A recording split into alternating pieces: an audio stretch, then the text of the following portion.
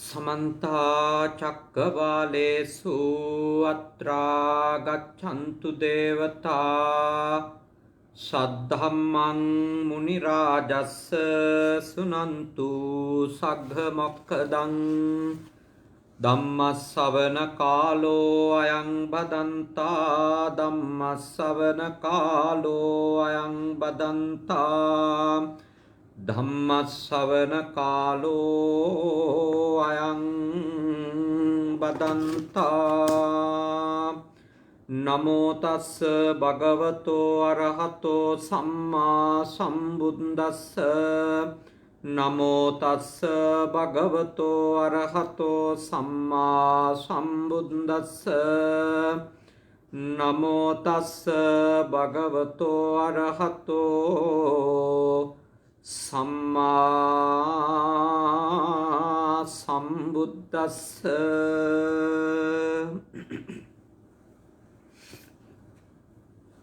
කාරුණික ශ්‍රද්ධාකාමී පින්වතුනි,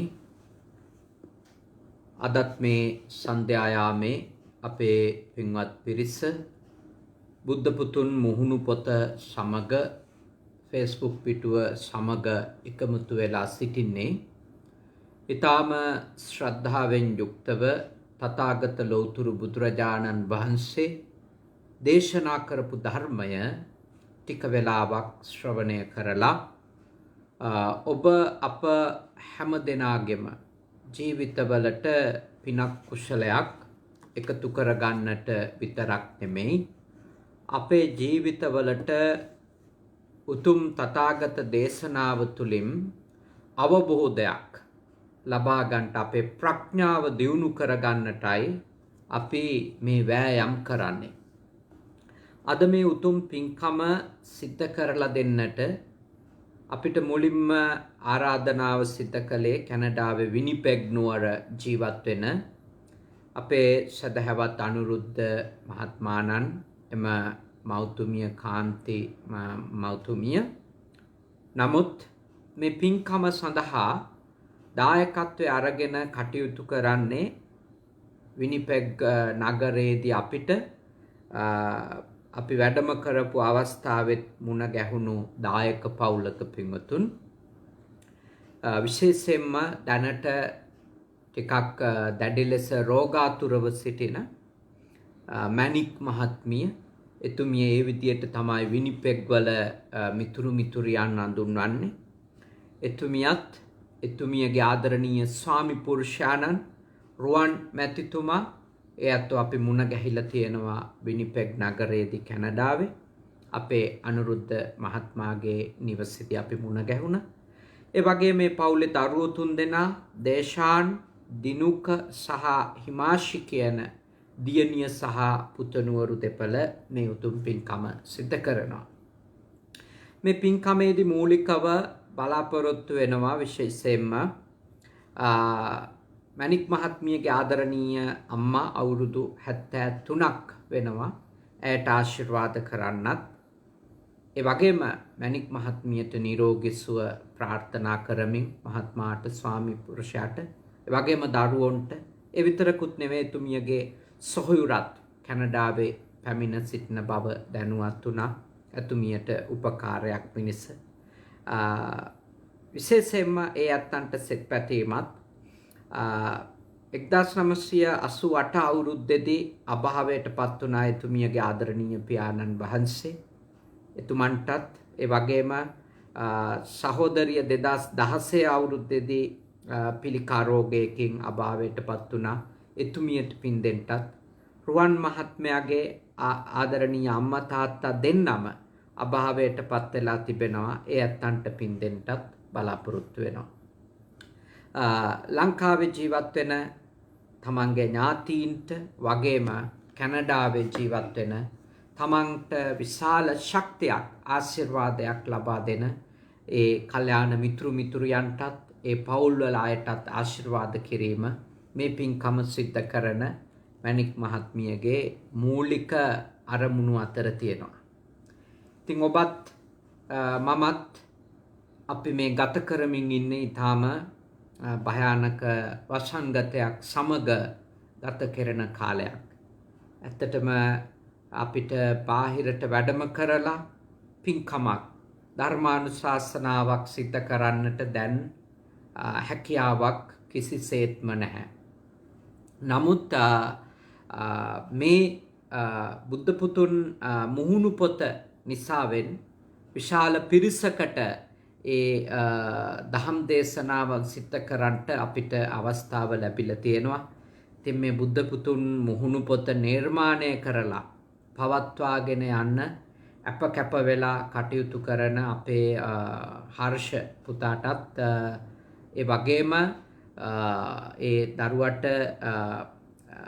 එක්සත් අරාබි එමිරාජ්‍යයේ එයා වැඩ කරන්නේ දරුවා. එතකොට ඒ දරුවට ඒ කටයුතු කරගෙන යන්න අවශ්‍ය කරන මේ දැන් නිර්මාණවලට ඩේටා ඕනේනේ. ඒ කටයුතු සිද්ධ කළ දෙන්නේ අපේ කල්යාණ මිත්‍රයෙක් එක්සත් අරාබි එමිරාජ්‍යයේ ජීවත් වෙන අපේ සරත් මහත්මයා. එතුමටත් අපි විශේෂයෙන් පුණ්‍යානුමෝදනා කරනවා, සෙත් පතනවා. මේ බුද්ධ පුතුන් මුහුණු පොත නිසා විශාල පිරිසක් ලක්ෂ 9කට ආසන්න පිරිසක් මං හිතන්නේ මේ වැඩසටහන් සමග එකමුතු වෙනවා. ඒ විතරක් නෙවෙයි බුද්ධ පුතුන් YouTube channel එක නිසා තව විශාල පිරිසක් මේ ධර්මදේශනා ශ්‍රවණය කරනවා. ඉතින් අද මණික් මහත්මිය ඇතුළු රුවන් මහත්මයා ඇතුළු ඒ පවුලේ අය කැනඩාවේ ඉඳලා බොහොම ශ්‍රද්ධාවෙන් අපිට කතා කරලා ඇරයුම් කරලා මේ පින්කම සිද්ධ කරලා දෙන්න කියලා ඉල්ලා සිටියා. ඉතින් මම ඇත්තටම අද කල්පනා කරා ඊටාම වටින සූත්‍රයක් සාරන්දද කියන සූත්‍ර දේශනාව තථාගතයන් වහන්සේ විසින් වේසාලි නගරයේ කිව්වේ විශාලා මහනුවරදී දේශනා කරපු දේශනාවක් පැහැදිලි කරන්න ඔබ හැමදෙනා වෙනුවෙන්. ඇත්තටම ඔබ මේ දේශනාවේ තියෙන අන්තර්ගත කරුණු කලිනුත් අහලා තියෙනවා. ඒ තමයි ලිච්ඡවීන්ට දේශනා කරපු අපරිහානීය ධර්ම 7 තථාගතයන් වහන්සේ ලිච්ඡවීන් අරමුණු කරලා දේශනා කරපු අපරිහානීය ධර්ම 7 මං හිතුවා මම අවස්ථා ගානක පැහැදිලි කරලා තිබුණත් නැවත කතා කරන එක හොඳයි කියලා. නැවත සාකච්ඡා කරන එක හොඳයි කියලා. මේ තියෙන සමාජ ප්‍රශ්න, පෞල් සංස්ථාවේ තියෙන ප්‍රශ්න, ඒ විතරකුත් නෙමෙයි ආගමික සංස්ථාවේ තියෙන ප්‍රශ්න, පොදුවේ ගිහි පැවිදි අපිට තිබෙන බොහෝ ප්‍රශ්න විසඳා ගන්න උදව් වෙන, උපකාරවත් වෙන ඊටාම වටින මේ මඟ පෙන්වීමක් අපිට මේ දේශනාව තුළ තියෙනවා. ඉතින් එය නිතර ශ්‍රවණය කිරීම මං හිතනවා කාටවත් පාඩුවක් නම් වෙන්නේ නැහැ. ඒ නිතර ඒ දේශනාව මතකයට එන එක මං හිතනවා ඔබලාගේ යහපතට අපරිහානියට නියත වශයෙන්ම උදව් වේවි කියලා. භාග්‍යවතුන් වහන්සේ දේශනා කරනවා ලිච්ඡවීන්ට මෙහෙම. ලිච්ඡවියනි වජ්ජීහු යම් තාක්කල් නිතර රැස්වන්නාහු රැස්වීම් බහුල කොට ඇත්තාහු නම් ලිච්ඡවියනි වජ්ජීන්ට වෘද්ධියම මිසක පරිහානියක් නොකමැති විය යුතුය. ඊටම වටින අපි නැවත මතක් කරගත යුතු පළවෙනි අපරිහානීය ධර්මය. තථාගතයන් වහන්සේ දේශනා කරනවා නිතර රැස් වෙනවා නම් රැස්වීම බහුල කොට කටයුතු කරනවා නම් වජ්ජීන්ට කියනවා නුඹලා පිරිහෙන්න විදියක් නැහැ, නුඹලාට යහපතක් මිසක. දැන් කෙනෙකුට හිතෙන්න පුළුවන් මේ වගේ වසංගතයක් තියෙන කාලෙක රැස්වීම, නිතර රැස්වීම හරිම භයානක දෙයක් නේද, විනාශයකට හේතු වෙන්න පුළුවන් නේද කියලා.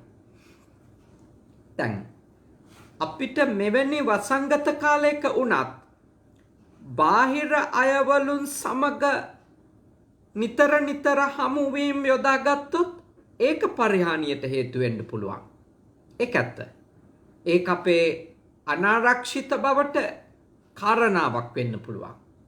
අපිම අනාරක්ෂිත වෙන්න දොරක් අරගත්ත වෙන්න පුළුවන්. ඒත් මතක තියාගන්න. පවුලේ සමාජිකයෝ, පවුලේ සමාජිකයෝ අතර නිරන්තර හමුවක් තිබෙනවා නම් මා විශ්වාස කරනවා භාග්‍යවතුන් වහන්සේගේ දේශනාව තුල කියපු අභිවෘද්ධිය අපට අනිවාර්යයෙන්ම ලබා ගන්නට ළඟා කර ගන්නට පුළුවන්. මොකද දැන් ගොඩක් වෙලාවට ලංකාවෙත් ලෝකෙත් ලොක්ඩවුන් කරපු පළාත් තියෙනවා, ප්‍රදේශ තියෙනවා, පුංචි පුංචි ඒකක තියෙනවා, හෝ ඇඳිරි නීතිය පනවපු තැන් තියෙනවා. දැන් එබැනි තැන්වල එක ගෙදර ඉන්න අය ඉන්නවානේ. එක ගෙදර ඉන්නවා. හැබැයි එක ගෙදර හිටියත් ඒ ගෙදර ඉන්න අය එකට හමු වෙන්නේ නැත්තම්, ඒ කියන්නේ වෙනදට තමන්ගේ දවස සනසිලි සහගත වුණා වෙන්න පුළුවන් වැඩට යන නිසා, බාහිර අයවලුම් හමු වෙන නිසා, බාහිර අය සමග මිත්‍රශීලී හමුවීම් වලට ලොකු නිදහසක් අවකාශයක් තිබිච්ච නිසා සැනසීම තිබුණා වෙන්න පුළුවන්. ලොකු අභිවෘද්ධියක්, මානසික සුවයක් ඔබට තිබුණා වෙන්න පුළුවන්. නමුත් දැන් මේ වගේ ගෙදරට සීමා වෙලා වැඩි වෙලාවක් ඉන්න කියන කරුණ අවධාරණය වෙච්ච කාලෙක මම ඔබට මොකද යෝජනා කරන්නේ? අපේ තථාගතයන් වහන්සේ වදාළ දේ හොඳට කල්පනා කරන්න. අපි නිතර ගෙදර ඉන්න අය අඩුම උදෑසන සහ සන්ධ්‍යායාමෙවත් අවස්ථා දෙකකවත් පවුලේ සියලු සමාජිකයෝ එකට හමු වෙනවා නම්, සාලේ හරි, කෑම කාමරේ හරි, කොතනක හරි, බුදුන් වඳින තැන හරි එකට හමු වෙනවා නම්, ඒ ඔබගේ අභිවෘද්ධියටම ඔබගේ දියුණුවටම හේතුවක් වෙයි කියලා මම විශ්වාස කරනවා. ඒ හින්දා එය පවුලක් විදියට ගත්තොත් අතිශයින් වැදගත්. ඒ වගේම තමයි රටක් විදියට ගත්තොත් දැන් ලිච්ඡවීන් කියන්නේ පාලකයෝ පිරිසක්. ඔවුන් රාජ්‍ය පාලනයක නියලුණා. දැන් පාලන තන්ත්‍රය හොබවන අය නිතර හමුවීම වැදගත්. මොකද හේතුව නිතර හමුවීම නිසා ලැබෙන ප්‍රයෝජන තියෙනවා. පළවෙනිම දේ තමයි අපි එකිනෙකා නිතර මුණ ගැහෙනවා නම් අපිට සැක නැති වෙන්න පටන් ගන්නවා. සැක දුරු වෙන්න. විශ්වාසය තහවුරු කරගන්නට ඒ නිතර හමුව නිසා අවස්ථාවක් හම්බ වෙනවා. නිතර හමුව නිසා විශ්වාසය තහවුරු කරගන්න හම්බ වෙනවා. දැන් අපිට කවුරු හරි කෙනෙක් මග හරිනවා නම් පළවෙනියටම එන්නේ මොකක්ද අදහස? ඇයි මග හරින්නේ? මොකද මග හරින්නේ? අපිට එන්නේ සැකයක්. එතකොට මේ වසංගතයක් තියෙන කාලෙදී අපි නිතර හමුව කියන එක සෞඛ්‍ය ආරක්ෂිතව, ඒකට අදාළ විනය ඉක්මවන්නේ නැතුව ඒ කටයුතු කරගන්න ඕන. දැන් කාර්ය සාධක බලකායක් තියෙනවා. ඒගොල්ලෝ හැමදාම හමු වෙන්න ඕන. ඊළඟට ඊට අදාළ ආරක්ෂකංශ, වෛද්‍යවරු, ඒ කණ්ඩායම් නිතර හමු වෙන්න ඕනි. මොකද නිතර හමු වුණේ නැත්තම් කොහොමද පවතින තත්ත්වය පිළිබඳව නිගමනවලට එන්නේ? නිතර හමුව වැදගත්. නිතර හමුවක් තියෙනවා නම් තමයි අපිට ඒ හමුවට සහභාගී වෙන අය ඵලදායී දේවල් ඒ හමුවට අරගෙන එන්න පුළුවන්. ගෙදරත් එහෙමයි. ඒ හින්දා මම ඔබට මෙත්සිතින් යෝජනා කරනවා ඔබේ පවුලේ සාර්ථකත්වයට, ඔබගේ පවුලේ දියුණුවට අත්‍යවශ්‍යයි හමු වෙනවා කියන සංකල්පය, අපිට හමු වෙන්න වෙනවා කියන දේ සිතුවිල්ල අපේ ඔළුවේ වැඩ කරනවා. ඒ කියන්නේ දරුවන්ට ඔළුවේ තියෙනවා නම් තාත්තා හමු වෙනවාද? අම්මාගේ මූණ බලන්න වෙනවාද? අම්මත් එක්ක කතා කරන්න වෙනවා. ස්වාමි පුරුෂයාත් එක්ක අද කතා කරන්න වෙනවා. බිරිඳ එක්ක අද කතා කරන්න වෙනවා කියන. ඒ කියන්නේ අපි හමු වෙනවා කියන. තියෙනවා නම් ඇත්තටම අපේ දවස පරිස්සම් වෙන්න වුණත් අපි ගෙවන දවස වගකීම් සහගත වෙන්න වුණත් මං විශ්වාස කරනවා අපිට අද හමු වෙන්න තියෙනවා කියන එක අපිට අද මෙයාට මූණ දෙන්න වෙනවා කියන එක ලොකු බලපෑමක් වෙයි කියලා. අපිට අනිකාව මග අරින්න පුළුවන් බව ස්ථිර වුණාට පස්සේ කෙලෙස් සහිත මිනිස්සු නරක වෙන්න තියෙන ඉඩ කඩ වැඩි. දරුවෝ විනාශ වෙන්න තියෙන ඉඩ කඩ වැඩි. මොකද අම්මා මූණ බලලා හමුවක් තාත්තා මූණ බලන හමුවක් නැත්තම් දුවෙක් පුතෙක් විනාශ වෙන්න පුළුවන්. විනාශ වෙන්න පුළුවන්. එහින්දා මේ යෝජනාව භාග්‍යවතුන් වහන්සේගේ මේ උදාර ප්‍රබුද්ධ තුන්කල් දක්නා නුවණින් වදාළ මේ යෝජනාව අපි නිතර හමුව කියන එක අභිවෘද්ධියටම හේතු වෙන දෙයක්. හේතු වෙන දෙයක්. දැන් සමහර අය හමු වීම අපිට කරන්න වෙන්නේ සමහර විට Zoom එක පාවිච්චි කරලා.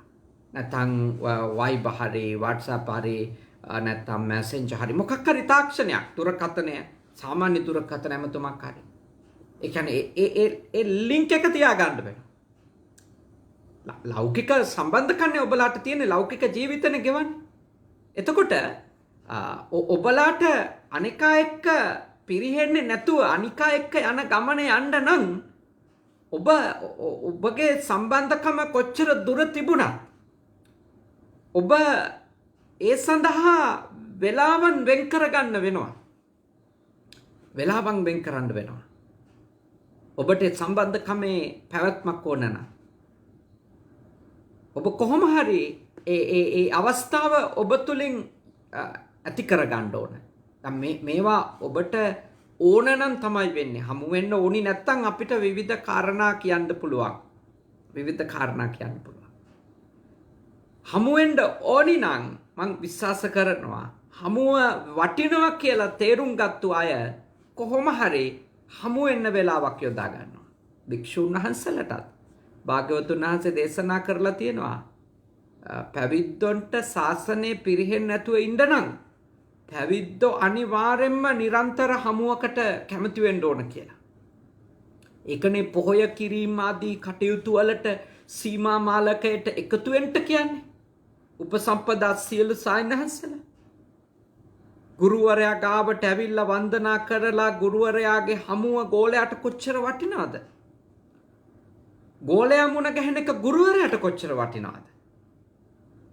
දැන් ඔය හැන්දෑවට අපි බුදුන් වඳින්න යන එක තියෙන්නේ. අපි බුදුන් වඳින ඒ බුදු පිළිමේ අභියසට ඒකත් හරි වටිනවා. මම ඔබට කියන්නේ ඒ අර මේ කාතා 50ක් විතර කියලා පැයක් එකමාරක් හැමෝම වඳින්න නැති වෙන්න පුළුවන්. ඒක හරි පිරිත් කිය එහෙම නොඉන්න පුළුවන්. නමුත් මේ පහනක් පත්තු කරනව නම් ඔබ බුදු පිළිමේ ඉස්සරහට ගිහිල්ලා හඳුන් කූරක් පත්තු කරනවා නම් පැන්කෝප්පයක් තියනවා නම් මං හිතනවා ඔබට බුදුරජාණන් වහන්සේගේ මූණ බලන්න අවස්ථාවක් හම්බ වෙනවා. ඒ බුදුරජාණන් වහන්සේ අභිමුවට අපිට දිනපතා යනකොට පුරුද්දට නෙමෙයි සිහියෙන් නුවණින් දැනුවත්ව කල්පනාකාරීව යනකොට මං විශ්වාස කරනවා අපිට යම්කිසි ආකාරයකට අපි වරදකාරී හැසිරීම් වල නියලිලා ඉන්න ඒවා ගැන අපිට යම් පණිවුඩයක් එනවා කියලා.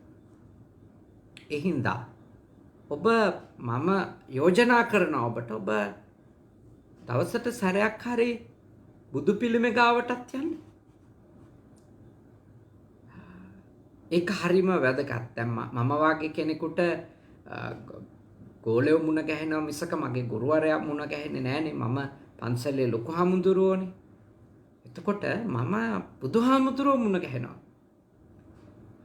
බුද්ධ මන්දිරයට මම වැඩම කරනවා හැමදාම. ඒක මට ලොකු පණිවුඩයක් ගෙනල්ලා දෙන තැන. ඒක හරිම ප්‍රයෝජනයි මගේ යහපත් බව පවත්වාගෙන යන්න.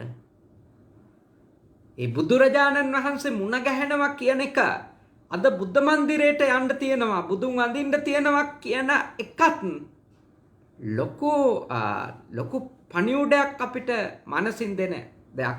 ඒක හොඳට ඔබ අවබෝධ කරගන්න. පළවෙනි කාරණේ එක.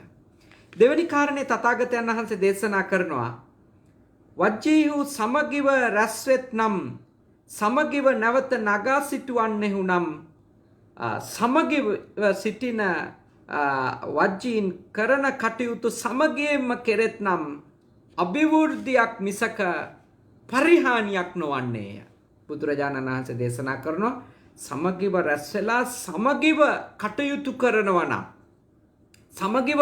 කරනවා නම් කවදාවත් අභිවෘද්ධියක් යහපතක් දියුණුවක් මිසක පිරිහීමක් නැහැ කියලා. දැන් මේ ධර්ම කරුණත් හරීම වැදගත්නේ අපි කාට.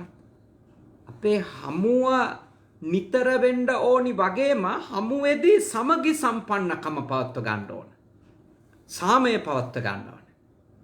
සමගියෙන් හමු වෙන්න ඕන. ඒ හමු වෙන තැන සමගියෙන් කතා කරන්න ඕන. සමගියෙන් ඒ හමුව නිමා කරන්න ඕනි. සමගියෙන්. දැන් ඒකට නම් අපේ හිතේ නිමුණු බවකින් අපේ හිතේ දමනයකින් අපේ හිතේ සංවරකමකින් අපේ හිතේ අනිත් එක්කෙනා ගැන ගෞරවයක් ඇතුව අපේ හිත තුල අනිත් එක්කෙනා ගැන අගයක් ඇතුව අනිත් එක්කෙනා පහත් කරන සිතුවිල්ලක් නැතුව අනිත් එක්කෙනාගේ අදහස් හෙලා දකින්න සිතුවිල්ලක් නැතුව තමන්ගේ අදහසම ජයග්‍රහණය කරව ගන්න ඕනි කියන සිතුවිල්ලක් නැතුව අපි අපේ හමුව කරන්න ඕන. ඒ කියන්නේ හමුවේදී අපි පවත්වාගත යුතු ආචාර ධර්ම තියෙනවානේ. ඒ ආචාර ධර්මවල අපි ඉන්න ඕන.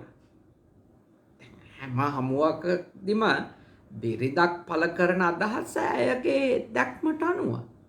ස්වාමි පුරුෂයෙක් පළ කරන අදහසක් ඔහුගේ දැක්මට අනුව.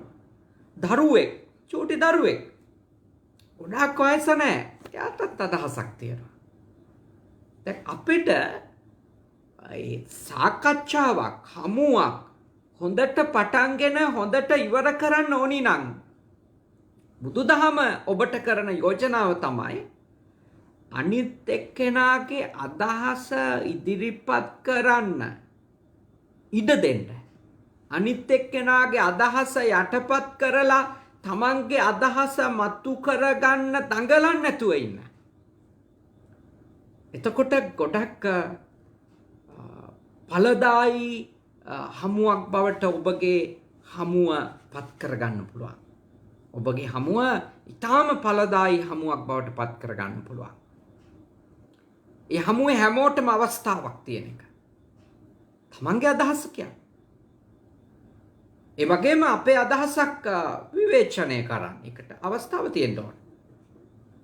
මොකද අපේ ජීවිතේ අපි ඉදිරිපත් කරන බුදුහාමුදුරුවන්ගේ ධර්ම කරුණක් නම් ඍජුවම ඒ කියන්නේ දුකට හේතුව දුකින් නිදහස් වීම සහ ඒ මාර්ගය ගැන කියන ආර්ය අෂ්ටාංගික මාර්ගයට අදාළ ඒ වචන හෝ ඒවා ගැන නෙමෙයි මම මේ කියන්නේ සාමාන්‍ය අදහසක් අපි ඉදිරිපත් කරන එකක්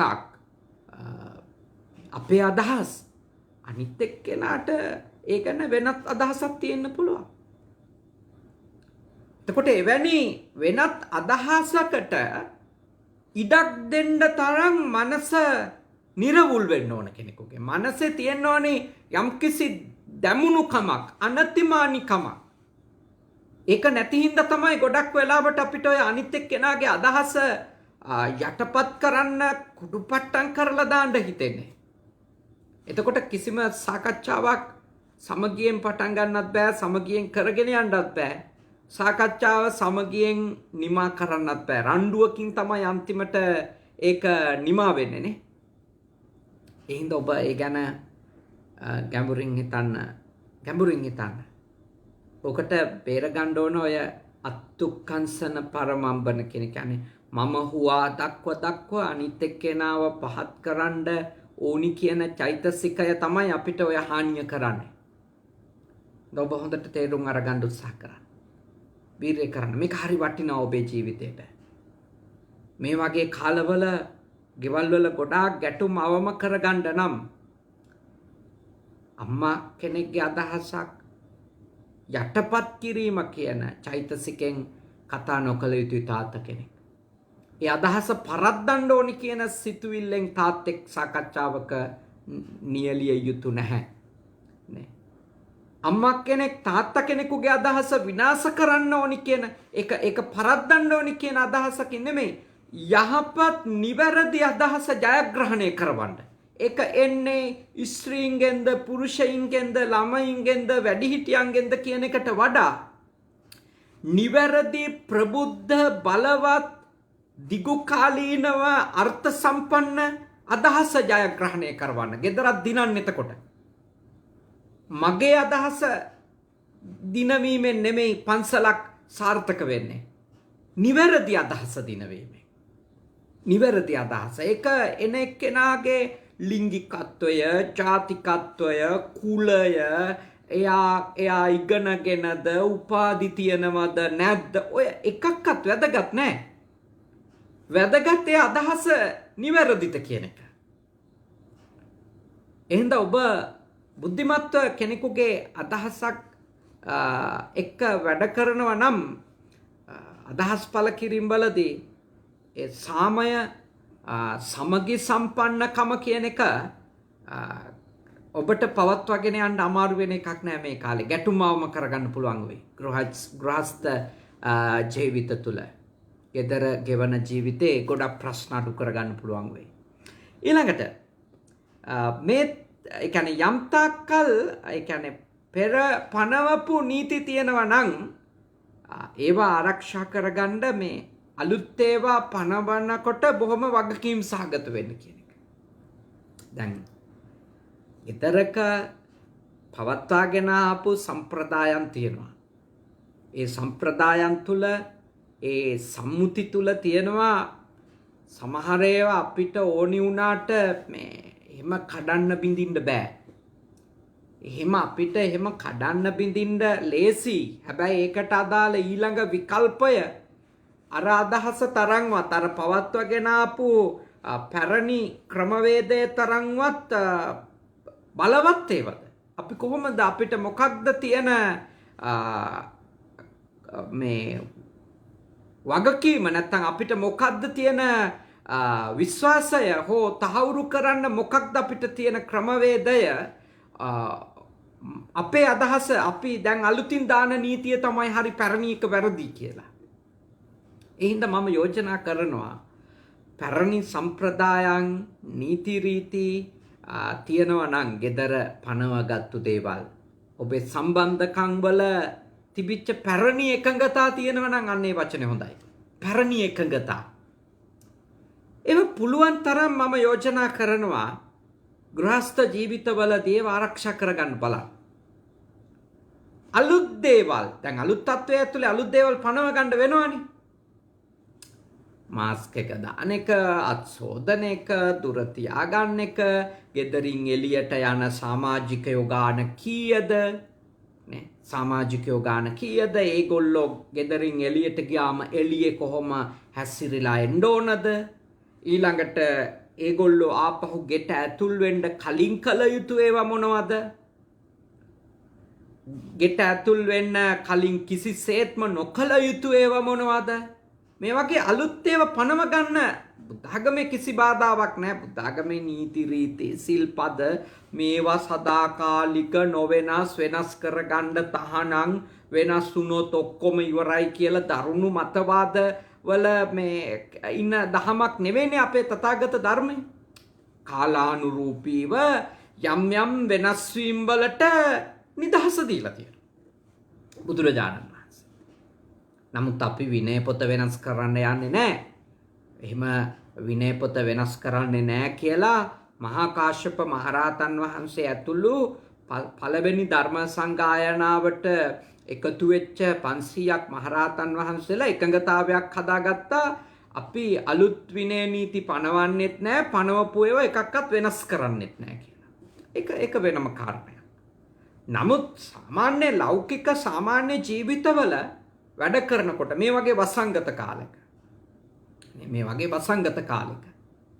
ඉතින් අපිට සම්පූර්ණයෙන්ම අර සමහර පැවතිච්ච නීති වෙනස් කරන්න වෙලාවල් එනවා. එහෙම වෙනවා. ගෙදර වෙනද පුරුදු විදියට ජීවත් වෙන්න බෑ. හැබැයි ඒවා බලහත්කාරයන් විදියට කරන්න එපා කියන එකයි මේ කියන්නේ.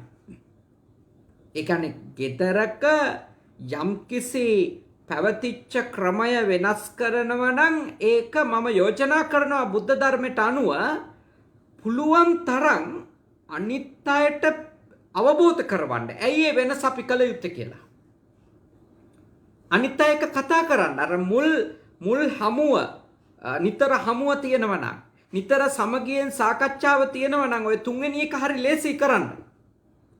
පැරණි තිබිච්ච දේවල් හොඳට පවත්වගෙන යන්නත් අලුතින් මේ බලහත්කාරකමකින් පනවනවා වෙනුවට අලුතින් දෙයක් පනවනවා නම් ඒකත් කාගෙත් කැමැත්තෙන්ම පනවන තැනට ගේන්න පුළුවන්.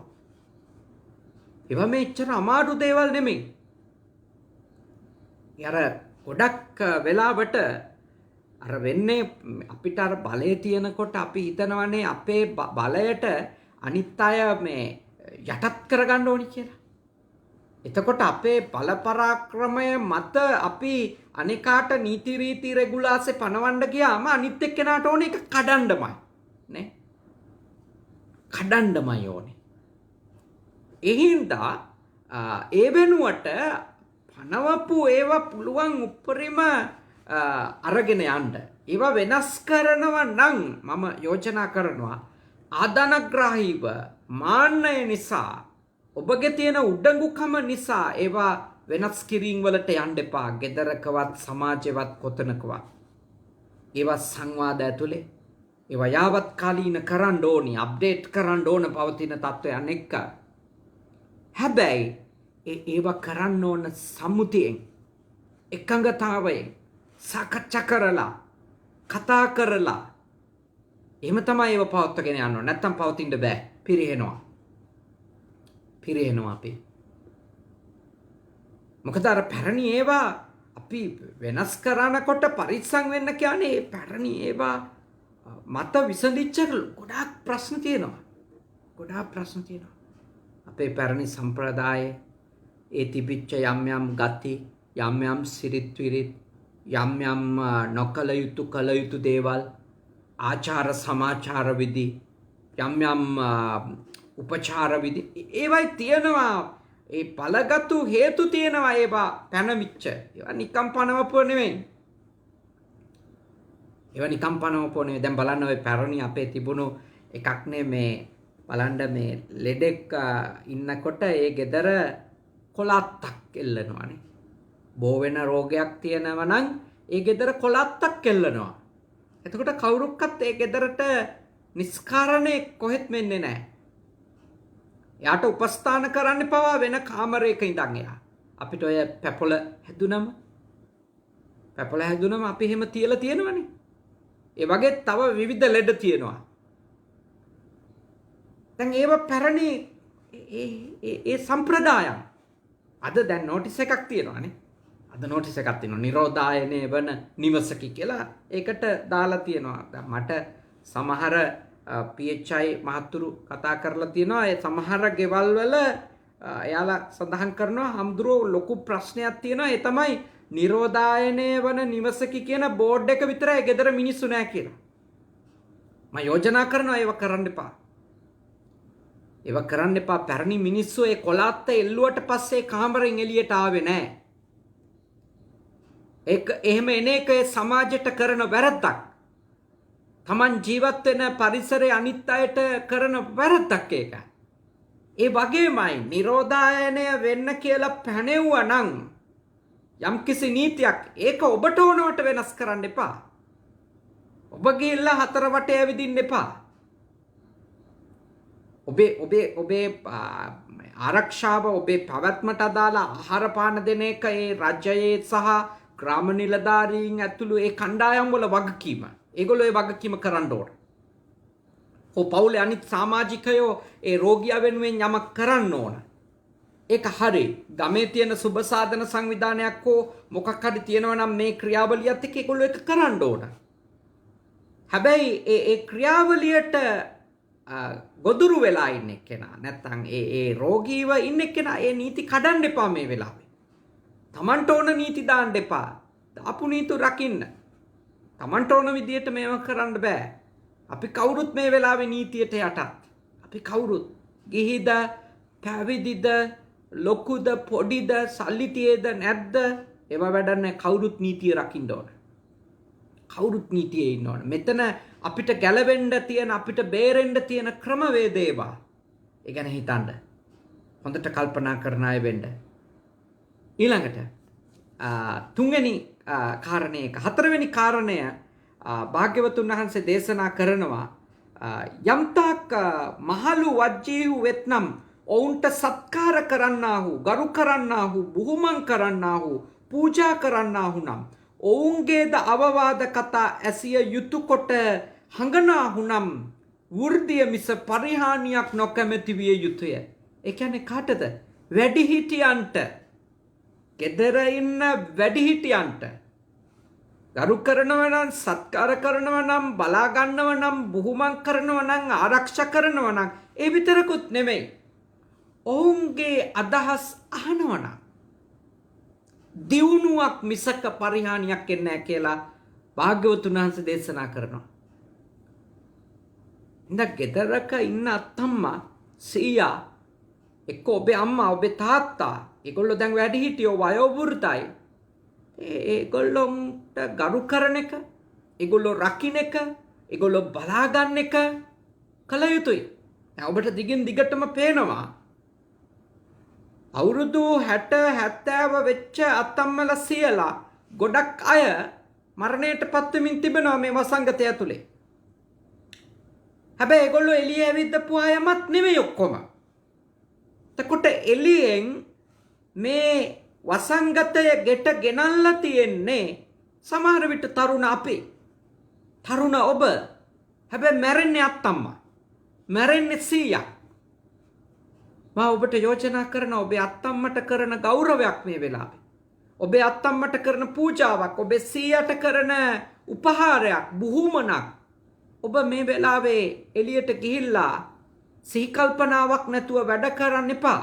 මොකද සිහිකල්පනාවක් නැතුව විනයක් නැතුව වැඩ කරොත් මේ වෙලාවේ ඔබ අරගෙන එන වෛරසයෙන් ඔබ ගැලවෙයි සමහර විට.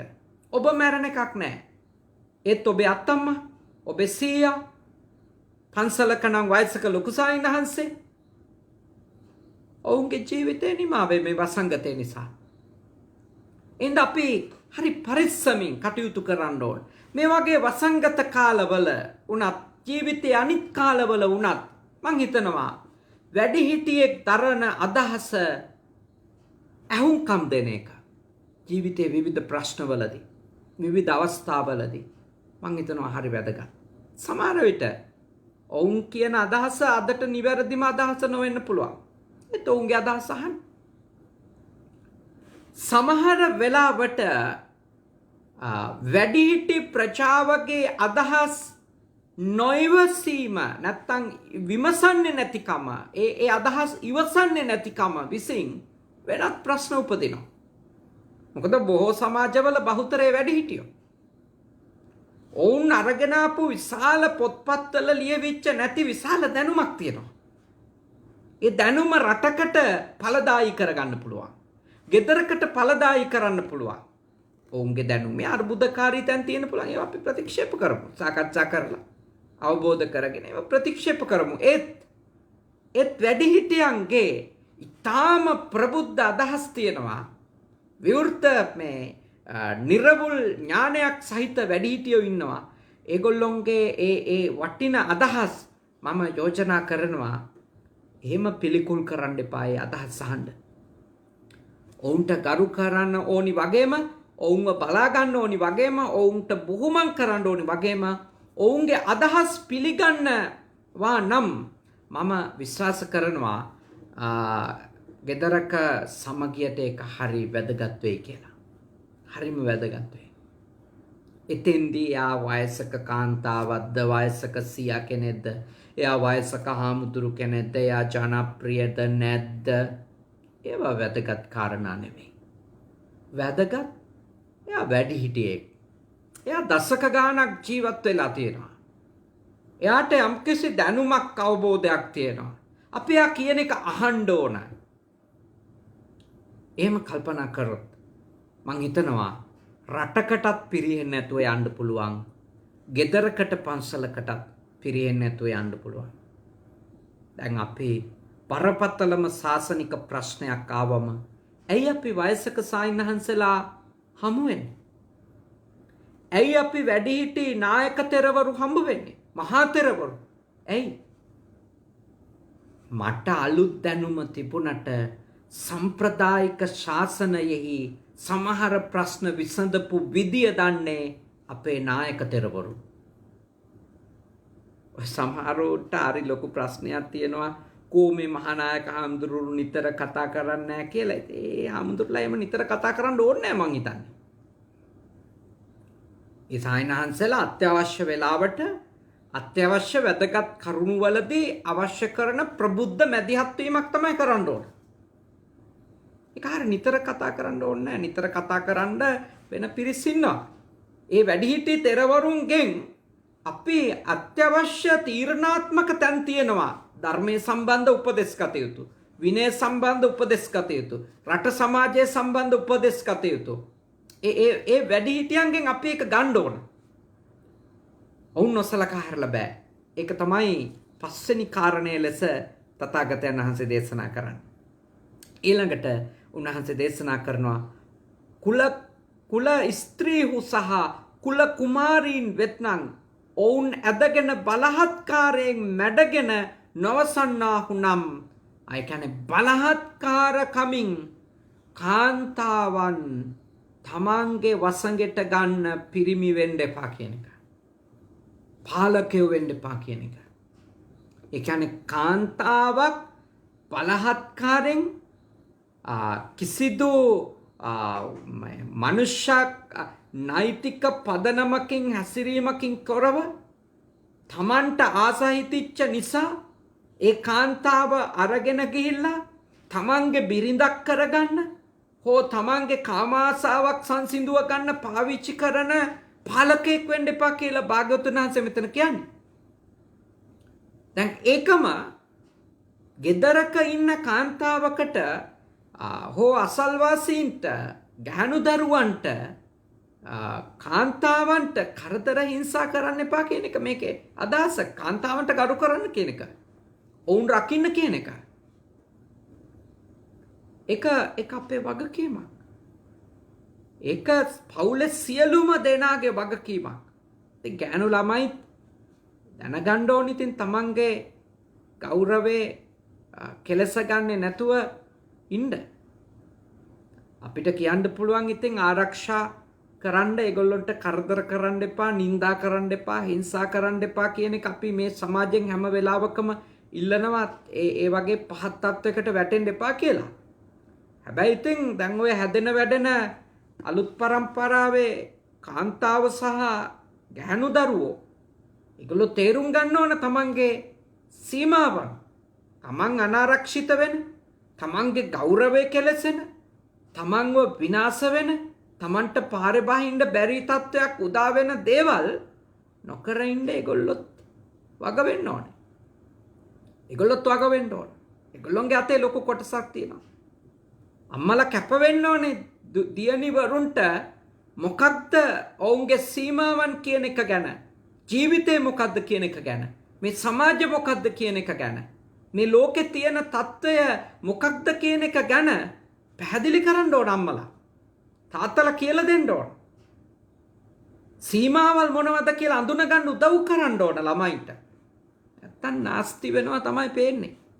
බැලු අතේ ඉතින් බෞද්ධ අය විනාශ වෙනවා, පිරිහෙනවා, ලැජ්ජ නැති තත්ත්වයටපත් වෙනවා තමයි ඉතින් පේන්නේ. මේවා ගැන හිතන්න, කල්පනා කරන්න. ඒ වගේම ඔබ පිරිමියෙක් නම් කිසි දිනක කාන්තාවකට කායික හිංසන කරන, මානසික හිංසන කරන කෙනෙකු බවට පත් වෙන්න එපා. ඔබට එකට ජීවත් වෙන්න බැරි නම් වෙන්වීම වෙනම කාරණයක්. ඒක ප්‍රශ්නයක් නෙමෙයි. එකට ඉන්න බැරි නම් ඒ කහන හිංසා කරන මානසිකව හෝ කායිකව පීඩා කරන වද දෙන එහෙම මිනිස්සෙක් වෙන්න එපා. මේ දේශනා අහන තරුණ දරුවන්ට පුතාලට මම යෝජනා කරනවා කාන්තාවකට අතක් උස්සන මිනිස්සෙක් වෙන්න එපා කවදාකවත්. කවදාකවත් එහෙම කෙනෙක් වෙන්න එපා. ඒක තමන් ලැබපු පිරිමි ආත්මෙටම මනුෂ්‍ය ආත්මෙටම නිගාවක් ඒක. කාන්තාවකට නෙමෙයි කාට හරි අතක් උස්සන එක, හිංසා කරන එක. ඒක ගැලපෙන්නේ නැහැ. ඒක නොකළ යුතුයි. ඒක පාපයක්. ඒක වැරද්දක්. ඒක නෛතිකව ගත්තත් ඊටාම නීති විරෝධී දෙයක් කාන්තාවන්ට හිංසා කිරීම කියන එක. එහෙනම් ඒ කොටසින් ඔබ බොහෝම ගැලවෙන්න ඕන. භාග්‍යවතුන් වහන්සේ දේශනා කරනවා බලහත්කාරයෙන් ඇදගෙන යනවා නම් ඒ කියන්නේ බුදුරජාණන් වහන්සේ ජීවමාන කාලේ රජාලා ඕවා කරන්න තිනේ. ගෑනු අය දැක්කම අස්සයාගේ පිටේ යනකොට ඇතාගේ පිටේ යනකොට ඇදන් යනවති. නැත්තම් මේවා දේශනා කරන්න හේතුවක් නැහනේ. රජෙකුට අසීමාන්තික බලතල තියෙනකොට එයාට හිතෙන මැතිනේ එයාට ඕන කෙනෙක් එයාගේ යටත් වැසියෝ එයාට ඕන දෙයක් කරන්න පුළුවන් මේ පාරේ යන කාන්තාවන්ට කියලා. එහෙම තමයි මිනිස්සුන්ට ඕනවට වඩා බලය ලැබුණම මිනිස්සුන්ට හිතෙන දේවල් නේ. ඒ රජාලටනේ බුදුරජාණන් වහන්සේ මේ බණ කියලා තියෙන්නේ. ඒ වගේ හැසිරෙන්න එපා පිරිහෙන මිනිස්සු වෙනවා කියලා. එහෙම ගෑනු අයට එහෙම වද දෙන්නේ නැත්නම් එහෙම හිංසා කරන්නේ නැත්නම් ඒ වගේ පහත් වැඩ කරන්නේ නැත්නම් පිරිහෙන්නේ නැතුව දියුණු වෙන්න පුළුවන් කියලා තියෙනවා.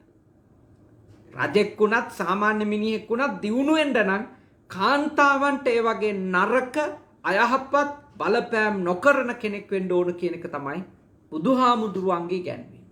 ඉතින් මම විශ්වාස කරනවා මේ ලෝකේ මේ වගේ අදහස් අනෙක් ආගම් වලින් එන්න පෙර ආතුව අනෙක් නෛතික පසුබිම් හැදෙන්න පෙර ආතුව අපේ බුදුහාමුදුරුවෝ තමයි මේ කාන්තාවන්ගේ රැකවරණය වෙනුවෙන් මේ වගේ විශිෂ්ට ඕනම කාලයකට ගැලපෙන උතුම් දේශනා සිද්ධ කළා තියෙන. ඔබ භාග්‍යවතුන් වහන්සේ ගැන තියෙන පැහැදීම තව තවත් වැඩි දියුණු කරගන්න ඕන. උන්වහන්සේගේ නුවණ, උන්වහන්සේගේ තිබිච්ච ඒ උතුම් සිතුවිලි ගැන ඔබේ පැහැදීම තව තව දියුණු කරගන්න ඕන. 6 වෙනි අපරිහානීය ධර්මය තථාගතයන් වහන්සේ දේශනා කරනවා යම්කිසි ආකාරයකට අතුළු නුවරට පැමිණිච්ච කෙනෙක් වෙත්නම් ඒ වගේම බාහිරව සිටින යම්කිසි දැනුගත් ප්‍රඥාවන්ත ඒ වගේම මේ ඥානය තියෙන ඒ වගේ අයට ඇතුළු නුවර සහ බහැර සිටින සියලුම මේ සත්කාර කළ යුතු පුද පූජා කළ යුතු ආගමික නායකයෝ ඉන්න පුළුවන්, වියතුන් ඉන්න පුළුවන්, ප්‍රඥාවන්තයෝ ඉන්න පුළුවන්, දැනුවත් අය ඉන්න පුළුවන්, ඒ වගේ පූජ්‍යස්ථාන තියෙන්න පුළුවන් බාහිරත් අභ්‍යන්තරිකවත්. ඒ හැමෝටම මේ ගරු කරන, සත්කාර කරන, බුහුමන් කරන ඒගොල්ලොන්ට කළ යුතු යම්කිසි පවත්වාගෙන යන ඒගොල්ලොන්ට නඩත්තු වෙන්න කළ යුතු දෙයක් තියෙනවා නම් ඒව කරන අය වෙන්න ඕනේ. ඒ කියන්නේ ගෙදරටත් සලකන්න ඕනේ, එළියටත් සලකන්න ඕනේ කියන එක තමයි. ගෙදරත් ආරක්ෂා කරගත යුතු දේ රකින්න, අය රකින්න, එළියෙත් රකින්න. ඒ කියන්නේ ඒ කොටස තමයි කතා කරන්නේ. රටක නම් සමාජයක නම් ඉන්නවා ආගමික සංස්ථාවල වෙනත් තලවල විවිධ කොච්චර මේ රැකගන්න ඕනියා ඉන්නවද කිහි පැවිදි හැම තලයකමනේ. ඉතින් ඒගොල්ලෝ ආරක්ෂා කරන්න ඕනේ. රැකගන්න ඕනේ. ඒගොල්ලෝ හැමෝටම එක සමාන වෙන්න ඕනේ. දැන් ගෙදර මේ දුවෙක් හිටියත් පුතෙක් හිටියත් ඒගොල්ලෝ ආරක්ෂා කරන්න ඕනේ. ඒ වගේම එළියෙත් ඉන්න දරුවෝ රකින්න ඕනේ. ඒ වගේ තමයි ගෙදර ඉන්න අය වගේම එළියේ ඉන්න අයත් රකින්න පිරිසක් වෙන්න, බුහුමන් කරන පිරිසක් වෙන්න, වැඩිහිටියගේ ඉඳලා පූජනීය උතුමන්ගේ ඉඳලා ඒ හැමෝටම අදාළයි මේ කාරණාව. අන්තිම කාරණේ භාග්‍යවතුන් වහන්සේ දේශනා කරනවා ඒ කියන්නේ බහැරින් රහතුන් වැඩම කරගන්න කියලා. බහැරින් ඒ කියන්නේ බාහිරින් වඩින මේ රහතුන්ට බාහිරින් වැඩම කරන උත්තමයින්ට අවශ්‍ය කරන ආරක්ෂාව රැකවරණය ලබා දෙන්න කියන එක. ඉතින් නික්ලේසී උත්තමයෝ තමන්ගේ තැනට වඩිනව නම් ඒ ඇත්තු බලාගන්න කියලා වජ්ජින්ට කියලා තියෙනවා. දැන් ඒක අපි සාමාන්‍ය තලයට ගත්තොත් එළියෙන් ප්‍රඥාවන්ත දැනුවත් අය එනවනම් ඒගොල්ලෝ කවුරුත් රකින්න ඕන. රකින්න ඕනේ. ඒගොල්ලෝ නඩත්තු කරන්න ඕනේ. ඒගොල්ලෝ බලා ගන්න ඕන. ඇතුලේ ඉන්න අය පරිස්සම් කරන ගමන්ම එළියෙන් බාහිර උත්තමයින්ටත් එන්න අවකාශය සලසන්න ඕන. එවැනි උතුම් ප්‍රඥාවන්ත දැනුමක් අවබෝධයක් තියෙන අය තමන්ගේ විජිතයට එන එක ඒක හරි වටින දෙයක් කියලා තමයි බුදුරජාණන් වහන්සේ දේශනා කරන්නේ. ඒ නිසා ඔබ මෙන්න මේ කියන ධර්ම හත ඔබගේ ජීවිතය වඩා ඵලදායී කර ගැනීම සඳහා යොදා ගන්නට කියලා මම යෝජනා කරනවා මේ අපරිහානීය ධර්ම පිළිබඳව ඒ තථාගතයන් වහන්සේගේ සාරන්දද කියන සූත්‍රය තුළ වජ්ජීන්ට දේශනා කරපු මේ කරුණු හත ඔවුන්ට නම් මේවා කිව්වේ ඔවුන්ගේ රට රාජ්‍ය පිරිහෙන්නේ නැතුව දියුණු කරගන්න. මම ඔබට යෝජනා කරන්න ඉතින් අපි රටවල් පාලනය කරන අය නෙමෙයි අපිට ඒවට අදාළත්වයක් නැහැ. නමුත් අපිට පුළුවන් අපි ඉන්න මම වැඩ ඉන්න පන්සල මේ පිරිහෙන්නේ නැතුව එහි දියුණුවක් ඇති කරගන්න. ඔබ ජීවත් වෙන ගෙදර ඔබගේ ආයතනයක් තියෙනවා නම් ඔබේ ආයතනය කොච්චර හොඳ වටින පොදු කාරණාදනේ. නිතර හමු වීම, සමගියෙන් හමු වෙලා සමගියෙන් කතා කරලා සමගියෙන් විසිරලා යන එක, ඊළඟට පනවපු ඒවා ආරක්ෂා කරන එක, නොපනපු ඒවා පනවන්න නම් ඒවා ගැන බොහොම මේ කල්පනාකාරී වෙන එකනේ. ප්‍රඥාවන්ත වෙන එක. ඒවා ගැන නොපනපු ඒවා පනවන්න පුළුවන්. හැබැයි පනවනවා නම් ඒවයිදී ඉන්දිය යුතු ආචාර ධර්ම කොච්චර දේවල් තියෙනවද අපිට? මේවයින් අපිට ගන්න පුළුවන් කාන්තාවෝ ආරක්ෂා කරන එක, වැඩිහිටියෝ ආරක්ෂා කරන එක, අභ්‍යන්තරිකව ජීවත් වෙන යම් යම් ආධ්‍යාත්මික කණ්ඩායම් ආරක්ෂා කරගන්න එක, බාහිරින් ඇතුළට තව ප්‍රඥාවන්තයින්ට, බුද්ධිමතුන්ට, රහතුන්ට වඩින්ට අවකාශයන් සලසන එක. මේවා සංකල්ප විදියට ගත්තත් කොච්චර ප්‍රබලයිද ඕනම තැනක පිරිහීම නවත්ත ගන්න. මොනතරම් ප්‍රබල සංකල්පද? ඒවා වචනාර්ථ විදියටම නැතුව අපිට සංකල්ප ගන්න පුළුවන්. බෞද්ධයෙක් විතරයිනේ වචනාර්ථ විදියට ගන්න පුළුවන්. දැන් අනිත් අයට උනත් සංකල්ප ගන්න පුළුවන් නේ. සංකල්පයක් විදියට අරගෙන ඒක Tamanට කොහොමද ඇප්ලයි කරගන්නේ? Tamanගේ ආයතනෙට, Tamanගේ ආගමික ජීවිතේට, Tamanගේ ගෘහ ජීවිතේට නේ. එහෙනම් ඔබ බොහොම ප්‍රඥාවන්තව මේවා ගැන කල්පනා කරන්න කියලා මම ඔබට මේ සිතින් යෝජනා කරනවා. අදත් අවසාන වශයෙන් මම ඉල්ලන්නේ ඔබගෙන් ලංකාවේ ජීවත් වෙන අය ගොඩක් පරිස්සම් වෙන්න. බොහෝ විට රජය නිවේදනය කරමින් ඉන්නවා සඳුදා දවසේහි ඉන්දිර නීතිය අයින් කරන්න තියෙන ඉඩකඩක් ගැන නිකන් ඉංගියක් වගේ පළ වෙනවා. ඉතින් මම හිතන්නේ ඉන්දිර නීතිය තිබුණා නැත අපි නිරෝධායන නීති තුල අපි කවුරුත් පිහිටා සිටිය යුතුයි. මම අද ඇත්තටම මගේ අත්‍යවශ්‍ය කටයුත්තකට ඉන්දිර නීති බලපත්‍රයක් ඉල්ලා ගන්න මම ගියා පොලිස් ස්ථානයේ වෙත. මම යනකොට මම මගේ රියදුරු මහත්මයාත් එක්ක කතා කරලා ඇහුවේ එකම දෙයයි. ඇත්තටම මේ කොළඹ ඉන්දිර නීතියක් තියෙද කියලා. ඒ ඇයි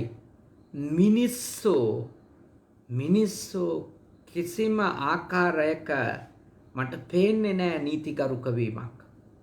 හිතු මනාපේ ඇවිදිනවා. වාහනවල කඩපිල්වල ඒගොල්ලෝ කවුරුත් හේතුවක් කියයි. මම දන්නේ අපිට එහෙම වැඩ කරලා මේ වසංගතයෙන් ගැලවෙන්න පුළුවන්ද කියලා.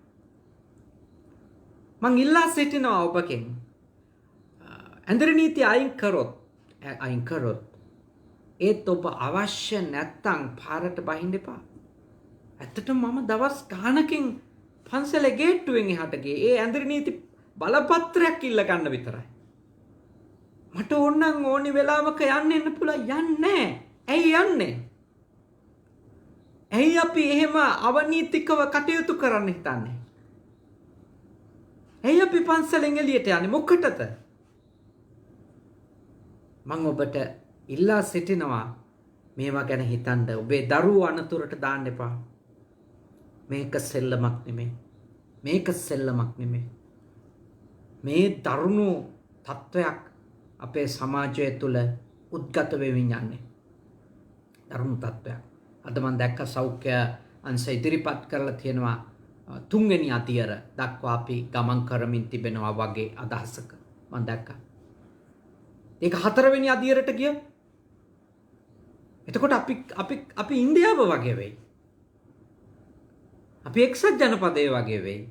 මං ඉල්ලා සිටිනවා විනයගරුක වෙන්න. අත්‍යවශ්‍ය නොවන කිසිදු කාරණාවකට ගෙයින් එළියට යන්න එපා. මේ වෙලාවේ ඔබේ ගෙදර ඉන්න. අනිත් අය ගැන හිතන්න. තමන් ගැන හිතන්න. මොකද දැන් පොලිසිය ලෙඩ වීගෙන යනවා. මේක ඔක්කොම ඒගොල්ලන්ට පැතුරුණා. හමුදාවේ අයට පැතුරුණා. ඊට පස්සේ කවුද අපි වෙනුවෙන් මේ සේවාව කරගෙන යන්නේ? වේගෙන් වෛද්‍යවරු කියනවානේ දැන් වේගෙන් වෛද්‍යවරුන්ට බෝ වෙමින් තියෙනවා. සෞඛ්‍ය කාර්ය මණ්ඩල ලෙඩ වෙමින් තියෙනවා. ඒත් මිනිස්සු ඒගොල්ලන්ටත් මහන්සි. ඒගොල්ලන්ට දරා ගන්න පුළුවන් තත්ත්වයක් තියෙනවානේ. දරා ගන්න පුළුවන් තත්ත්වයක් තියෙනවා. ඉතින් අපි ලෙඩු වැඩි කරගෙන අපි විනයක් නැතුව වැඩ කරොත් මම හිතන්නේ අපි ලොකු අනතුරකට යයි. ඒ නිසා රටේ ආර්ථිකය රැකගන්න ඔබට යම් කොටසක් කරන්න වෙනවා. ඒ කොටස ඔබ වගකීමෙන් කරන්න. ඒත් මං ඉල්ලා සිටිනවා ඔබගෙන්. ඔබගේ විනය බිඳ වට ගන්න එපා. මේ වසංගතයක් එක්ක ඔබ වැඩ කරන කාලයක් කියන එක නැවතත් ඔබට මම මෙත් සිතින් සිහි කරනවා. මොකද ඔබේ රටේ සමස්ත ජනතාවගේ ආරක්ෂාව වෙනුවෙන්. ඉතින් අද මේ දේශනාව සිත කරන්නට යෙදුනේ කැනඩාවේ විනිපෙග් නුවර ජීවත් වෙන මැනික් මහත්මිය, රුවන් මහත්මාණන්, ඒ වගේම ඒ පවුලේ දරුවෝ 3 දෙනා දේශාන්, තිනුක, හිමාශි කියන දරුවෝ 3 දෙනා. ඒගොල්ලෝ දායකත්වය අරගෙන කරපු පින්කමෙන් ඒ පවුලේ සියලු දෙනාටත් විශේෂයෙන් අපේ ඒ මැනික් මහත්මිය රෝගාතුරව ටිකක් සිටින්නේ. ඉතින් ඔබතුමියට නිරෝගී සුව ලැබේවා. සුවපත්භාවය කායිකවත් මානසිකවත් උදා වේවා. ඔබතුමිය නිසාම ඔය රටට පැමිණිලා ඉන්න ආදරණීය අම්මා, ඒ වගේම ආදරණීය සොහොයුරා ඇතුළු ඒ ඔබේ පවුලේ හැම දෙනාටමත් ඔබගේ කල්යාණ මිතුරියන් සියලුම දෙනාටත් සියලු දෙවියන්ගේ ආශිර්වාදය මේ ධර්මානුශාසනාවේ කුසලානිසංස ආශිර්වාද ලැබේවා. විශේෂයෙන්ම ඔබ හැම දෙනාටම නිදුක් සම්පන්න, නිරෝගී සම්පන්න, සුව සම්පන්න ජීවිත ගත කරන්නට මුළු ලෝකයම මේ භයානක වසංගතයෙන් නිදහස් කරගන්නට පින් අනුමෝදන් වන දෙවියෝ උපකාර කරත්වා. උතුම් දෙවිවරු මේ පින් අනුමෝදන් වෙලා අමා මහ නිර්වාණ ධර්මයම අවබෝධ කරගනිත්වා. සාදු සාදු සාදු. ඒ වගේම මැනික් මහත්මිය නමින් මියගිය ආදරණීය පියාණන් 1988 අවුරුද්දේ 2016 මියගිය ආදරණීය සහෝදරිය ඒ රුවන් මහත්මයා නමින් මිය පරලෝකීය අම්මා තාත්තා දෙපළ ඇතුළු මියගිය සියලුම නෑයන්ටත් සම්බන්ධීකරණ කටයුතු සිදු කරපු අපේ අනුරුද්ධ මහත්මාණන්, කාන්ති අම්මා නමින් මියගිය සියලුම දෙනාටත් මේ පින්වත් වේවා, සුවපත් වේවා. බණ අහපු ඔබටත්, ඔබගේ නමින් මියගිය සියලුම ඥාතීන්ටත්, විශේෂයෙන්ම මේ වසංගතය නිසා ලෝකේ පුරා මියගිය සියලුම ආගම්වලට අයත්, සියලු ජාතීන් වලට අයත් ජනතාවටත් මේ පින්වත් වේවා. අමා මහ නිවනම අවබෝධ කරත්වා. සාදු සාදු සාදු. අවසාන වශයෙන් ඔබ අප හැම දිනාට, දෙවි දේවතාවුන්ට, මියගිය සියලුම ඥාති හිත මිත්‍රාදීන්ට මේ පින් කුසල් පාරමී වේවා. ඉක්මන් භවයකදී නිවන් දකින්නට එතෙක් මේ ජීවිතය තුළ නිදුක් බව, නිරෝගී බව, සුවපත් බව විතරක් නෙමෙයි සත්පුරුෂ ඇසුර ලබමින් උතුම් සද්ධර්මය වහවහ අවබෝධ කරගන්නට නිවනින් සැනසෙන්නට අද ඇහුම්කම් දීපු දේශනාවද පාරමී ධර්මයක් වේවා. සාදු සාදු සාදු. ආකාසට්ටා ච බුම්මට්ටා දේවා නාග මහිත්‍තිකා පුඤ්ඤන්තං අනුමෝදිත්වා චිරන් රැක්කන්තු ශාසනං. ආකාසට්ටා ච බුම්මට්ටා දේවා නාග මහිත්‍තිකා පුඤ්ඤන්තං අනුමෝදිත්වා චිරන් රැක්කන්තු දේශනං. ආකාසට්ටා ච බුම්මට්ටා දේවා නාග මහිත්‍තිකා පුඤ්ඤන්තං අනුමෝදිත්වා චිරන් රැක්කන්තු මම් පරන්ති තී. හැම දිනටම තුනුරුවන් සරණයි.